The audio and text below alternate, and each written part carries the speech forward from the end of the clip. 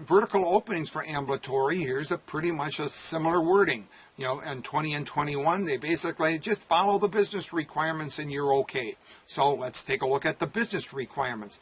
The business requirements say if you can have a vertical opening, has to be enclosed or protected. In other words, enclosed means wrapped with walls of some sort, or protected means an alternative way. Okay, and so this is the same. There's my little symbol down here. That means that's the same wording as what you'll find in healthcare. Well, what's different is that there's exceptions here. In new construction, there's two exceptions, and in existing, there's 3 for those. So let's take a look at those. So exception number 1 is the same as in healthcare, and you can have things that are in accordance with 8258. That's on it. And 8258 is that pretty general one that is contained in all of the occupancies. It says that if you have an unprotected opening, an open stairwell as an example, or an open escalator, it's a maximum of 1 floor. Well, okay. And you have to have it separated from other non-enclosed openings.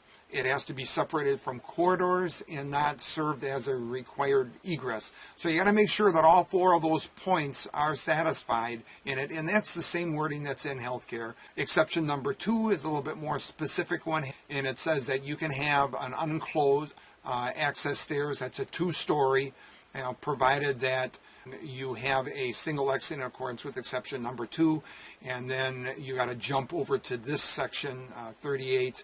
242, exception number 4, which says it's okay as long as you have a path of common travel on it. We'll get into common path of travel a little bit later on. Common path of travel is not used at all in healthcare. It's only something in non-healthcare. But that's what exception number 2 is. And again, quite frankly, don't try to remember all of these exceptions and all these things. If you have it, go back to the code book and read it specifically, because you're talking about specific words and so forth.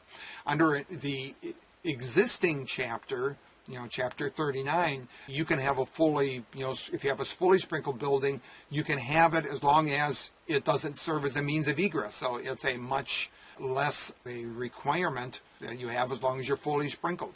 That's on it. Another requirement in both of those is that if you have an area below street level, in other words, your basement area, and if you're using it for storage or for other than a business occupancy, then you can't have any unprotected openings between them. You can't have an open stairwell to a basement that's used for storage, is what it boils down to.